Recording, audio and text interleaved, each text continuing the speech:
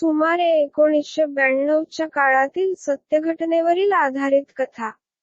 शीर्षक: घोडचूक. पोराचं लगीन हाय, सगळ्यांनी यायचं बर का. सरस्वतीबाईंनी आम्हा सर्वांना तोंडी निमंत्रण दिले. सरस्वतीबाई आमच्या भांडी घासणाऱ्या बाई. तसं पाहिलं तर त्यांच्या मुलाच्या लग्नाला आम्हाला बोलावण्याइतके त्यांचे नि आमचे काहीच भावनिक संबंध असे नव्हते. आमच्या बंगल्याच्या मागील इमारतीच्या वाहनतळात पत्र्याच्या तात्पुरत्या घरात सरस्वतीबाई व त्यांचे मालक सखाराम गेली 7-8 वर्ष राहत आहेत. सखाराम त्याच इमारतीत रखवालदार म्हणून काम करतात. त्यामुळे त्यांचे वास्तव्यही तेथेच आहे व आमच्या घराच्या मागील बाजूस अगदी जवळच त्यांचे पत्र्याचे घर असल्याने गेली 7-8 वर्ष आम्हाला त्यांच्या अस्तित्वाची सवय झालेली आहे. सरस्वतीबाई व सखाराम यांचा मुलगा रमेश व मुलगी सुधा असे 4घे जण त्या पत्र्याच्या घरात राहत आहेत. सरस्वतीबाई सतत कामात गर्क असतात. शिडशिडीत बांधा, उंच पुऱ्या, कपाळावर रुपया एवढं कुंकू, नाकात चांदीची नथ, आवाजात जरब, असे सरस्वतीबाईंचे भारदस्त व्यक्तिमत्व.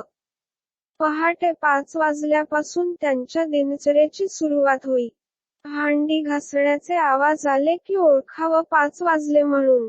त्यानंतर सखारामचे कुऱ्हाडीने लाकूड तोडण्याचे आवाज, त्यानंतर चुलीवरच्या स्वयंपाकाचा, तसेच धुराचा वास, भाकरी थापण्याचे आवाज. हे सर्व जणू काही आमच्याच जीवनाचा भाग असल्याप्रमाणेच आमच्या पहाटेची सुरुवात त्यांच्या घरातल्या आवाजांनी होई. दुपारी आजूबाजूच्या 4-5 कुटुंबांची धुण्या भांड्याची कामे, संध्याकाळी धान्य निवडणे, पाखडणे अशा आवाजांची आमच्या घरातल्या सर्वांना खूपच सवय झालेली आहे. एखाद्या दिवशी त्यांच्याकडचे सगळे बाहेर गेले तर आम्हाला शांत शांत वाटे. आता त्यांची मुले मोठी झालेली आहेत. रमेश 18 वर्षांचा तर सुधा 16 वर्षांची झालेली आहे. रमेशचे लग्न त्याच्याच मामे बहिणीशी ज्येष्ठ महिन्यात लावून देणार असल्याचं आम्हाला सरस्वतीबाईकडून कळलं. त्यांच्याच इमारतीच्या वाहनतळातील मोकळ्या जागेत मंडप घालून त्यांच्या मुलाचं लग्न झालं. वधू-वर जोडीने नमस्कार करायला आले, तेव्हा वधू वरापेक्षा खूपच लहान असल्याचे लक्षात आले. सहज चौकशी केली तर ती अवघी 14 वर्षांची असल्याचं कळलं. नात्यातल्या नात्यात जमल्यामुळे जास्त उशीर कशाला, असे सर्वांचेच मत पडले असे कळले. ज्येष्ठात लग्न झालं अन आषाढात त्यांची सून रेश्मा लगेच माहेरपणाला गेली. लेकाचं लग्न झालं. घरात आपल्याच नात्याची लेक सून म्हणून आली. त्यामुळे सरस्वतीबाई व सखाराम दोघेही खुश होते. 2-4 वर्षात लेकाचा नि सुनेचा संसार नीट लागेल व ते आपापल्या संसारात रममाण होतील या आशेवर सरस्वतीबाई व सखाराम आपापल्या उद्योगाला लागले. 4-5 दिवसांनी त्यांच्याकडे कोणीतरी 17-18 वर्षांची मुलगी व लहान मूल आलेलं आम्ही पाहिलं. भांडी घासायला सरस्वतीबाई आमच्याकडे आल्या, तेव्हा आम्ही सहजच तिच्याबद्दल चौकशी केली. ती लांबच्या नात्यातली असल्याचे, तसेच तिने तिच्या नवऱ्याला सोडचिठ्ठी दिल्याचे सरस्वतीबाईंनी आम्हाला सांगितले. हवापालट म्हणून ती त्यांच्याकडे आली असल्याचे कळले. त्यांची सून रेश्मा कधी येणार याबद्दल आम्ही विचारलं तर ती अजून लई तान्ही हाया होती असे म्हणून तिला माहेरी धाडलंय. 2 महिन्याबिगर यायची नाही इकडं, असे त्या म्हणाल्या. 8-15 दिवस झाले तरी पण त्यांच्याकडची पाहुणी अजूनही मुक्कामी असल्याचं आम्ही पाहिलं. दुपारी त्यांचा मुलगा रमेश नि ती पाहुणी यांच्या हसण्याचा आवाज कानी यायचा. त्यावेळेस सरस्वतीबाई व त्यांची मुलगी सुधा जुन्या भांड्याची कामे करण्यासाठी बाहेर जायच्या व सखाराम रखवालदारीची जबाबदारी सांभाळत इमारतीबाहेर उभा असायचा. त्यामुळे दोघांनाही रान मोकळे सापडायचे.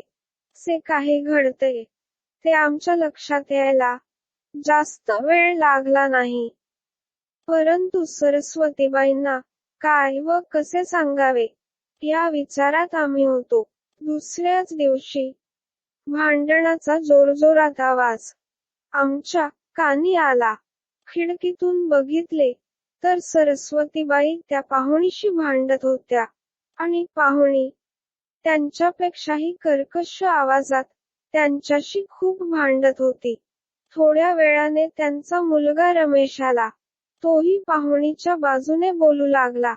एकूण प्रकरणाचा अंदाज आम्हास येऊ लागला. विशेष म्हणजे तो सरस्वतीबाईंनाच गप्प बसण्यास सांगू लागला. त्यानंतर 2-3 दिवस सरस्वतीबाईंची धुसफूस चालू होती. तणावपूर्ण शांतता चांगलीच जाणवत होती. काही दिवसांनी वातावरण निवळल्यासारखे वाटले. आता तर ती पाहुणी व त्यांचा मुलगा रमेश यांची प्रणयचेष्टा खुलेआम चालू लागली. सरस्वतीबाई व सखाराम दोघेही गुम होते. त्यांना जे काही चाललंय ते पटत तर नव्हते. त्यांच्यापुढे दुसरा काहीच पर्याय नसल्यामुळे ते हतबल दिसत होते. आम्ही एक दिवस सरस्वतीबाईंना या प्रकरणाबद्दल आडून चौकशी केली. तेव्हा त्यांची सून रेश्मा अजून मोठी व्हायची आहे व तोपर्यंत त्यांच्या मुलाची दम धरण्याची तयारी नसल्याचं कळलं व त्यांच्या सुनेबद्दल वाईट वाटू लागलं.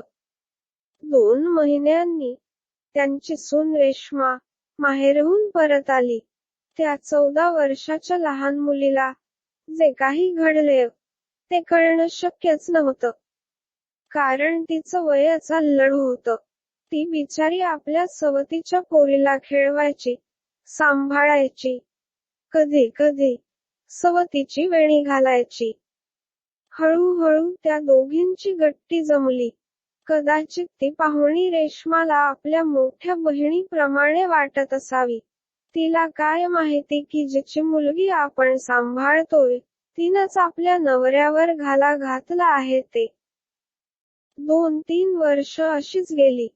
सरस्वतीबाईंच्या लेकीचं म्हणजे सुधाचे लग्न ठरल्याची बातमी आमच्या कानावर आली. लग्न परगावी कोठेतरी झालं. लेकीची पाठवणी करून सरस्वतीबाई व सखाराम परत आले. 4-5 दिवसानंतर काहीतरी गलबला ऐकू आला. म्हणून आम्ही खिडकीतून डोकावलो. सरस्वतीबाईची मुलगी सुधा व जावई दोघेही आलेले दिसले व त्यांच्या बोलण्यातून ते आता कायमचे इथेच राहणार असल्याचे कळले.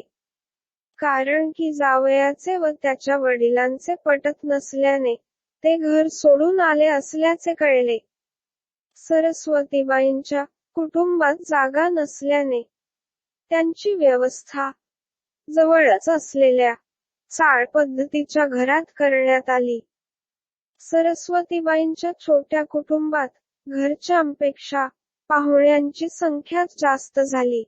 लेकीनं संसार जरी वेगळा थाटला असला तरी त्यांचं बस्तान, जेवणखाण, चहापाणी सरस्वतीबाईंच्या घरीच चालायचे. बोलून चालून लेक असल्यामुळे सरस्वतीबाई सगळ्यांचं निमूटपणे करीत होत्या. इथपर्यंत तरी नीट चाललं होतं.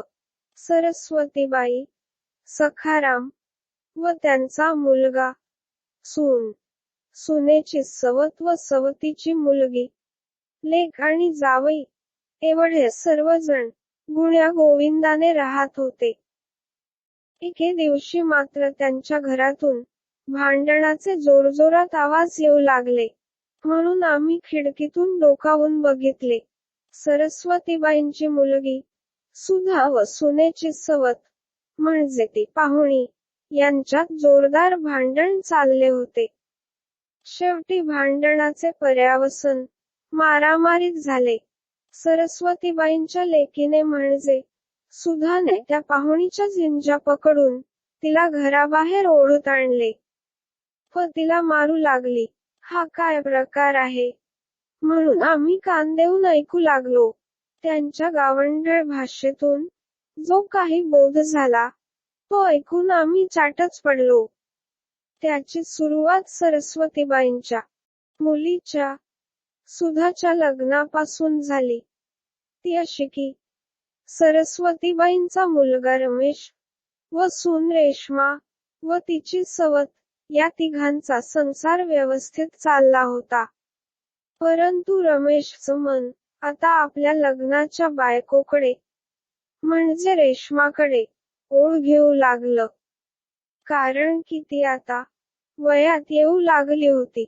साहजिकच रमेशचे लक्ष दिवस रात्र तिच्याचकडे असायचे आणि ही गोष्ट सवतीच्या लक्षात येऊ लागली व ह्याच गोष्टीवरून तिचे रुसवे फुगवे चालू झाले होते.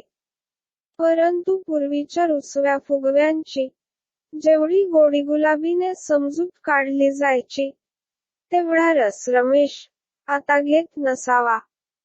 कारण त्याच्या लग्नाची बायको रेश्मा त्याच्या मागे मागे करायची व तोही तिच्या भोवतीच असायचा. कधी ना कधी हे घडणारच होते. आता मात्र सवतीची अवस्था ना घर का ना घाट का अशी झाली होती. सरस्वतीबाईच्या मुलीचे सुधाचे लग्न झाले आणि तिचा व तिच्या नवऱ्याचा मुक्काम बऱ्याच वेळा सरस्वतीबाईंकडे असायचा.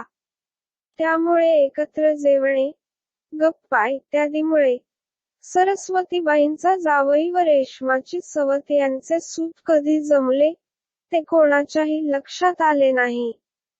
लक्षात येईपर्यंत रेश्माच्या सवतीने सुधाच्या नवऱ्याला पूर्णपणे कह्यात घेतले.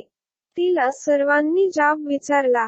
तिचे म्हणणे होते की सरस्वतीबाईच्या मुलाला आता मी नकोशी झाले आहे, तर मी तरी काय करू? ह्या मुद्द्यावर त्यांच्या घरात खूप भांडणे चालली होती.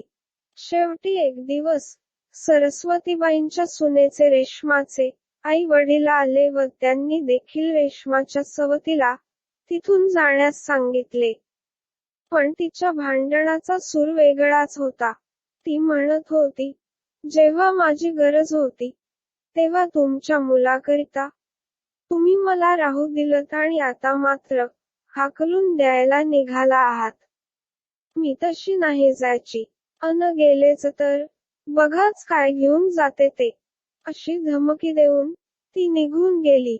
जाताना स्वतःच्या मुलीला मात्र ती सोडून गेली. 2 दिवस सगळ्यांनीच सुस्कारा सोडला, पण त्या सोडून गेलेल्या लहान मुलीचं काय करायचं असा प्रश्न सगळ्यांच्याच मनात आला असावा. कारण ती ना नात्याची ना गोत्याची. कोण सांभाळणार तिला? 2 दिवसांनी कोणाच्या तरी हंबरड्याने सरस्वतीबाईंच्या पत्र्याचं घर हादरलं. आम्ही धावत बाहेर गेलो व काय झाले याची चौकशी केली. विषण्ण मनाने सरस्वतीबाई घराच्या बाहेर बसल्या होत्या. त्या एवढंच म्हणाल्या, त्या सटवीनं माझ्या जावयाला पळवलं आणि नाही त्या शिव्या देऊ लागल्या. आम्ही त्यांची समजूत काढण्याचा खूप प्रयत्न केला, परंतु त्यांच्या बोलण्यातून निराशा स्पष्ट दिसत होती. त्या म्हणत होत्या, चूक समधी माझीच हाय. लहान वयाची सून घरात आणून माझ्या पोराचं बी नुकसान झालं. माझ्या सुनेच्या पदरात सवतीची पोर पडली अन माझ्या लेकीचं तर लईच वाटोळं झालं. आता माझ्या तरण्याबांड पोरीनं कोणाकडं बघून आयुष्य काढायचं?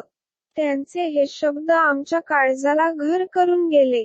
आज ह्या गोष्टीलाही खूप वर्ष झाली आहेत. सरस्वतीबाईंच्या सुनेला रेश्माला स्वतःचा मुलगा आहे व सवतीची 7 ते 8 वर्षांची मुलगी, अशी दोन्ही मुलं ती आनंदानं सांभाळत आहे. सरस्वतीबाईंची मुलगी सुधा अजूनही ह्याच आशेवर बसली आहे की केव्हा ना केव्हा तरी तिचा नवरा परत येईल. लेखक मिलिंद मधुकर अलुरकर